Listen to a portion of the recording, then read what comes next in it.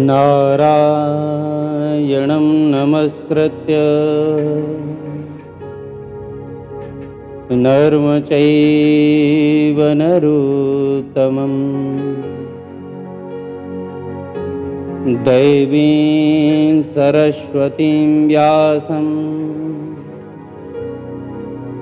ततो जयमुदीरये।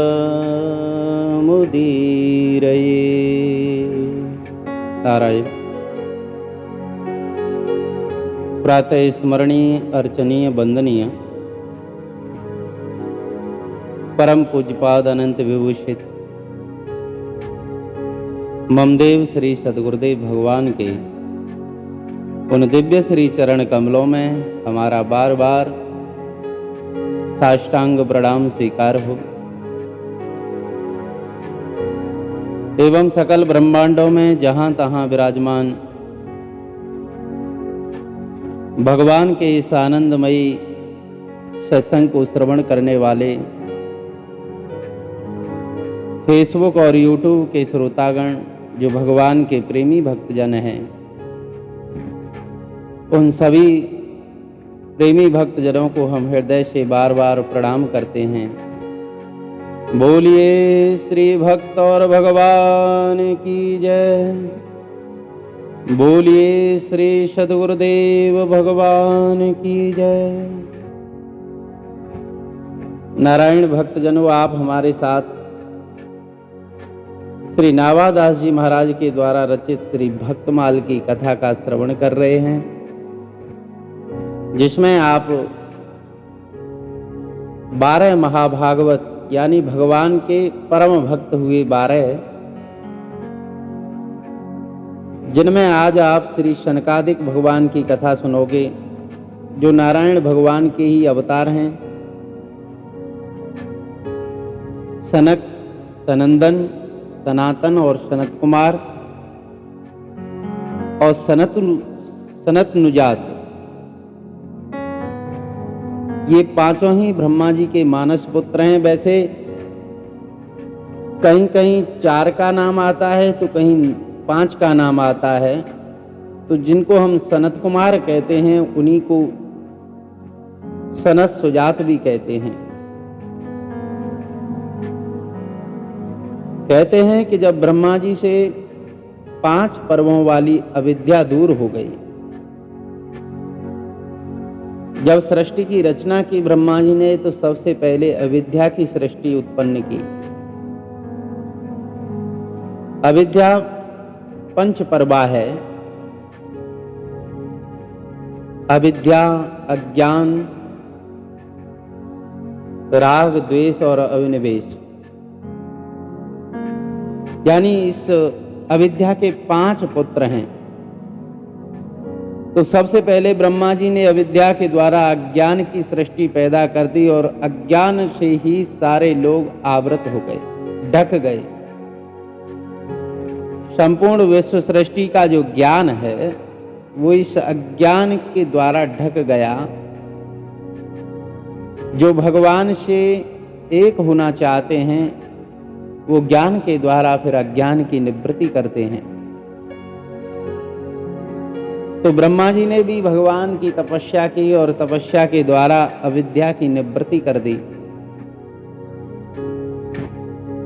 अविद्या निवृत्त होते ही ब्रह्मा जी का अंतःकरण विशुद्ध हो गया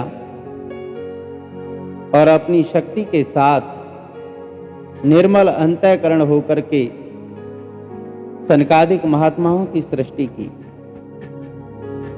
जो ब्रह्म विद्या के पारंगत हैं। उन भगवान की शक्ति से, तपस्या की शक्ति से उत्पन्न सनकादिक संपूर्ण विद्या, उपासना और तत्वज्ञान का उपदेश करने के लिए, सभी भक्तों को आनंद देने के लिए सनकादिक महात्माओं का प्राकट्य हुआ। इन सब के अध्ययन, तपस्या, शील, स्वभाव, व्यवहार चारों का एक जैसा ही है। इनमें शत्रु, मित्र और उदासीनों के प्रति किंचित मात्र भी भेद दृष्टि नहीं है, अभेद दृष्टि है इनके। ये सबको ज्ञान स्वरूप ही देखते हैं और ज्ञान स्वरूप ही समझते हैं। जानना तो हो जाता है, लेकिन जान करके देखना बहुत बड़ी बात है। दोनों में ये पारंगत हैं। ये जैसा जानते हैं वैसा ही दर्शन करते हैं और सदा 5 वर्ष की अवस्था में रहते हैं। संसार के द्वंद्व इनका स्पर्श नहीं कर पाते।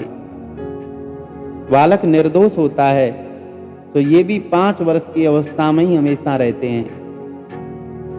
सारे लोकों में जहाँ इच्छा होती है वहीं विचरण करते हैं, निर्भय रहते हैं और रात दिन भगवान श्री कृष्ण के नाम का जाप किया करते हैं। हरे शरणम हरे शरणम हरे शरणम हरे शरणम। नारायण, ये जो हरि शरणम मंत्र है ये इनके श्वास में रमता है, श्वास के साथ साथ चलता रहता है और इसी के प्रभाव से ये सदा निर्दोष और बालक बने रहते हैं। इन्हें भगवान की लीला सुधा पान करने में तो इतना आनंद आता है कि प्रायः शेष नाग के पास जाकर के, शेष भगवान के पास जाकर के ये भगवान की लीला कथाओं का श्रवण करते हैं और उनका रसास्वादन करते हैं। नारायण, इनका एक क्षण भी भगवान के चिंतन के बिना नहीं बीतता। ये हमेशा सर्वदा ब्रह्मानंद में ही मग्न रहते हैं और इनके उपदेश आहा, अनेकों व्यक्तियों का कल्याण किया इन्होंने सुखदेव जी, भीष्म पितामह को अध्यात्म विद्या का सउपदेश किया। महाराज पृथु जो भगवान के ही अंशावतार हैं, ये सनकादिक महात्माओं के ही द्वारा उन्होंने भागवत धर्म का उपदेश सुना। सनकादिक महात्माओं ने प्रलय के कारण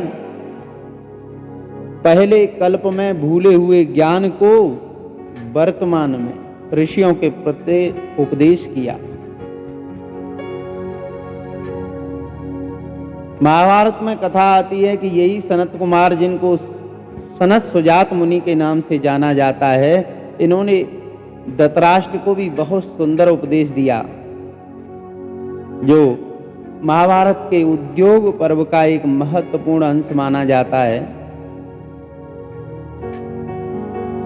और इन सनत सुजातीय भगवान सनकादिक पर श्री शंकराचार्य महाराज जी ने संस्कृत भाष्य भी लिखा है। कभी कभी ये लोग आपस में ही भगवान की चर्चा करते थे। किसी एक को वक्ता बना लेते हैं, दूसरे भाई सभी श्रोता बन जाते हैं और बड़े मर्म की बातें उपदेश के द्वारा प्रकट करते हैं। श्रीमद् भागवत जी की वेद स्तुति एक ऐसे ही अवसर पर कही गई थी। श्री सनंदन जी को वक्ता बना करके बागी लोग सभी श्रोता बन करके उनका उपदेश सुनते हैं और ऐसे ऐसे जटिल प्रश्नों का समाधान करते हैं जो संसार की सारी समस्याओं को मिटा देते हैं। वेदों में जैसा भगवान का वर्णन किया गया है उसी प्रकार ये भी अपने उपदेश में भगवत तत्व का वर्णन करते हैं। भगवान के अलावा अन्य वस्तु का निषेध करते हुए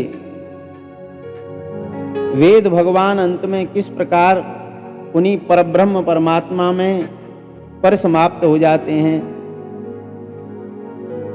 ये उपदेश सनकादिक महात्मा करते हैं। भगवान के भक्तों, जीवन मुक्तों, सिद्ध संतों में संसार के कलुषित विकार यानी काम, क्रोध, मद, लोभ, अहंकार, ये उन जीवन मुक्त भक्तों में नहीं होते और ना ही कभी उनके अंदर प्रकट हो सकते हैं। लेकिन प्रश्न बनता है कि सनकादिक महात्माओं ने भी क्रोध किया, नारद जी को भी क्रोध आया, उनको भी माया ने घेर लिया, तो ये सब क्या है? बोले संतों के जीवन में कभी कभी भगवान की इच्छा से ही ऐसी लीला प्रकट होती है। देखने वाले लोग अपने दूषित हृदय के कारण भ्रमवश महात्माओं की लीलाओं को न समझ करके उनमें काम और क्रोध की कल्पना करते हैं। जैसे परशुराम जी को क्रोध आया, दुर्वासा जी को क्रोध आया, तो ये भगवान की लीला है। उनकी इन लीलाओं के द्वारा संसार की हानि नहीं होती। कहते हैं ना कि महात्मा अगर क्रोध करे तो उसमें भी सामने वाले का कल्याण ही होता है। इनके संबंध में अनेक पुराणों में एक से एक प्रसंग बताया गया है। एक बार की बात है कि इन लोगों ने वैकुंठ की यात्रा की और वैकुंठ के जब दरवाजे पर पहुंचे तो वहां पर भगवान नारायण के दो द्वारपाल थे। एक का नाम था जय और दूसरे का नाम विजय, जो अपने मन और इंद्रियों को संयमित करके भगवान के से एक होकर के भगवान की सेवा कर रहे थे। जब ये सनकादिक महात्मा वैकुंठ के दरवाजे पर पहुंचे, जय विजय ने देखा तो भ्रम में पड़ गए। छोटे छोटे बालक हैं, नंग धड़ंग हैं, 5 वर्ष की अवस्था है। अचानक से यहाँ कैसे चले आए? तो इन्होंने उनको अंदर जाने से रोक दिया। उसी समय सनकादिक महात्माओं को क्रोध का आवेश आया। उन्होंने विचार किया ये भगवान का तो नित्य धाम है, स्वर्ग में जाने के लिए पुण्य करना होता है। मार लोक, तप लोक, जन लोक, भुवर लोक, सत्य लोक यानी जो ब्रह्मा जी का धाम है, उन सब धामों में जाने के लिए बहुत सारे धर्म पुण्य करने पड़ते हैं। लेकिन भगवान के धाम में जाने के लिए केवल भगवान की शरणागति होनी चाहिए। उन्होंने विचार किया कि यहाँ तो सत्य के स्वामी नारायण स्वयं रहते हैं और यहाँ इस प्रकार की विषमता ये उचित नहीं है। उन्होंने कहा कि अरे तुम दोनों के मन में कुछ अभिमान प्रकट हो गया है, कोई न कोई कपट अवश्य आ गया है। तुम भगवान के सेवक होकर के महात्माओं का अपमान करते हो, अन्यथा भगवान के लिए तो सब बराबर हैं। सबके लिए खुले हुए समधाम में, जहां पर किसी से किसी प्रकार का द्वेष नहीं किया जा सकता, ऐसे धाम में तुम्हारी बुद्धि विषम कैसे हो गई? और तुम हमको देख करके हमारे ऊपर शंका कर रहे हो? अरे इस नित्य धाम में, एक रस धाम में तुम दोनों ने अपने पेट के कारण, जैसे संसार में पेट के लिए लोग जीवित रहते हैं, आपस में भेदभाव करते हैं, उसी प्रकार का व्यवहार तुमने किया है। इसलिए तुम यहाँ शम धाम में, नित्य धाम में रहने योग्य नहीं हो। तुम्हारी बुद्धि विषम है, इसलिए तुम यहाँ से शीघ्र गिर जाओ, अपने स्थान से नीचे गिर जाओ। नारायण जय विजय को श्राप दे दिया, उनको इस धरती लोक पर भेज दिया, जहां पर विषम बुद्धि वाले, भेद बुद्धि वाले लोग रहते हैं। वैसे तो संतों में इस प्रकार का आवेश होना असंभव है, लेकिन भगवान की ही ऐसी इच्छा थी। वे इन महात्माओं को निमित्त बना करके इस संसार में आना चाहते थे। इसीलिए भगवान की प्रेरणा से ही संत महात्माओं को क्रोध आया। अरे कहाँ तो उनका स्थान और दर्शन इन महात्माओं के लिए अगम्य था, और कहाँ वो बंदर भालू साधारण जीवों के लिए भी सुलभ हो गए। जंगल में रहने वाले सभी जीव भगवान राम का प्रत्यक्ष दर्शन करते हैं। भगवान श्री कृष्ण गांव के ग्वालों के बीच में आ गए। बाल सखाओं के साथ जो अपनी जाति से भी निम्न थे, उन सभी के साथ मिलकर के खाते पीते हैं भगवान। ये सब लीला इन महात्माओं को निमित्त बना करके ही प्रकट हुई। आप विचार करो, सनकाद महात्मा अगर क्रोध ना करते तो जय विजय हिरण्याक्ष हिरण्यकश्यप न बनते, तो भगवान का वराह अवतार कैसे होता, नरसिंह अवतार कैसे होता, रावण कुंभकर्ण को मारने के लिए श्री राम का अवतार कैसे होता, कंस शिशुपाल दंत वक्र आदि जरासंध को मारने के लिए ये महाभारत के युद्ध में दुष्टों का संहार करके धर्म की संस्थापना करने के लिए श्री कृष्ण अवतार कैसे होता। ये सब भगवान की ही प्रेरणा थी। उस समय जब जय विजय को शाप दिया तो भगवान अपनी शेष शैया से चल करके स्वयं आए, आकर के महात्माओं की स्तुति की, ब्राह्मणों की महिमा गाई और प्रसन्नता प्रकट कर दी। भगवान ने मुक्त स्वर से भगवान ने कहा कि प्रभु ये तो हमारे पार्षद हैं, ब्राह्मणों के और संतों भक्तों के खिलाफ अगर मेरी पत्नी लक्ष्मी भी कोई कार्य करेगी तो मैं लक्ष्मी का भी त्याग कर दूंगा। फिर इन मेरे पार्षदों में तो रखा ही क्या है। महात्माओं ने हाथ जोड़ करके कहा कि महाराज हे नारायण, हमें तो उचित और अनुचित के बारे में कुछ मालूम नहीं है। बताओ, हम महात्मा होकर के आपके धाम में क्रोध कर रहे हैं, ये हमसे अपराध हुआ है। अब आपकी जो इच्छा हो इसको हमको दंड दे दो। भगवान ने मुस्कुराते हुए कहा कि महात्मन, इसमें तुम्हारा कोई दोष नहीं है, ये सब मेरी ही इच्छा है। अरे मैंने पहले से ही सोच रखा था, उसी के अनुसार कार्य हुआ है। भगवान की ऐसी प्रेम भरी गंभीर वाणी को सुनकर के सनकादिक महात्मा गदगद हो गए। भगवान की प्रदक्षिणा की और नमस्कार करके आज्ञा पाकर के भगवान नारायण का नाम उच्चारण करते हुए जहां इच्छा हुई वहीं स्वच्छंद विचरण करने के लिए निकल पड़े। वैसे तो ये सनकादिक सब के सब नित्य शुद्ध हैं, ये सिद्ध महात्मा हैं, निरंतर परमार्थ निष्ठ हैं, लेकिन संसार में गुरु और शिष्य की परंपरा के लिए स्थापन के लिए क्रमशः बड़े भाइयों को छोटे भाइयों ने गुरु के रूप में मान लिया और उनसे विधिवत दीक्षा लेकर के श्रवण मनन किया। आज भी वे कहीं गुप्त रूप से विचरते हैं, अज्ञान के कारण हमें पहचान नहीं हो पाती। संभव है कि कहीं हमारे पास में ही हों, लेकिन हमारा इतना सौभाग्य कहाँ है कि उनके दर्शन से हम अपना जन्म सफल कर सकें। उनकी कृपा वांछनीय है।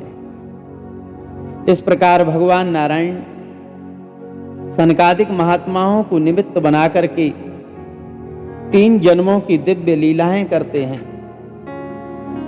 तो बताया ना कि महात्मा समदर्शी होते हैं, ये सब भगवान की इच्छा से हुआ। लेकिन ये भी बात है कि महात्माओं का क्रोध भी कल्याण करने वाला होता है। इसी के साथ हम 12 प्रधान भक्तों में 12 महाभागवतों में श्री सनकादिक महात्मा जी का चरित्र आप सभी भक्तों के बीच श्रवण करा रहे थे। अभी इसी के साथ हम इस सत्संग सत्र में विश्राम लेते हैं। कल हम आपके बीच में भगवान श्री कपिल देव जी की कथा लेकर के फिर आवेंगे। तब तक के लिए नारायण आइए, 2 मिनट भगवान के नाम का संकीर्तन भी करें। हरिओम।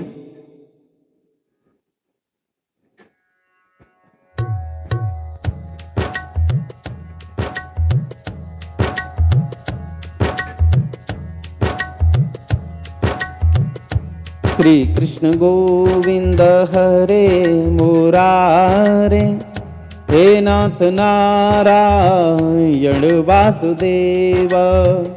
श्री कृष्ण गोविंद हरे मुरारे, हे नाथ नारायण वासुदेव। हे नाथ नारायण वासुदेव, हे नाथ नारायण वासुदेव। श्री कृष्ण गोविंद हरे मुरारे, हे नाथ नारायण वासुदेव।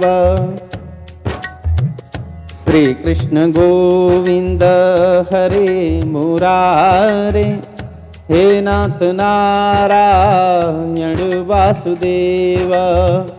श्री कृष्ण गोविंद हरे मुरारे, हे नाथ नारायण वासुदेव। हे नाथ नारायण वासुदेव, हे नाथ नारायण वासुदेव।